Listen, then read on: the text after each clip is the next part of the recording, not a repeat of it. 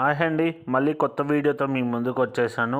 ఈసారి Windows 11లో genuine వర్షన్స్లో మీకు డ్రైవ్లో క్వశ్చన్ మార్క్ లాగా ఉంది కదా, అవి ఏంటంటే బిట్ లాకర్కి అంటారు వాటిని.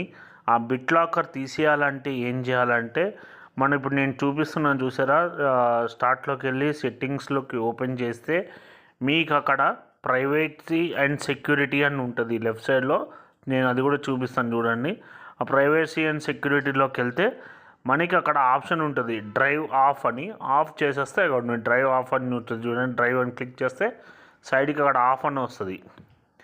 ఆఫ్ చేయగానే మనకి ఆ సెక్యూరిటీ అనేది పోతుంది.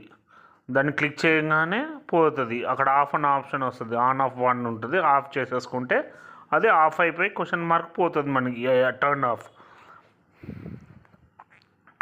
నా ఛానల్ లైక్ చేయండి, సబ్స్క్రైబ్ చేసుకోండి. మరింత వీడియోస్ మీ ముందుకు తీసుకురావడానికి ప్రయత్నిస్తాను.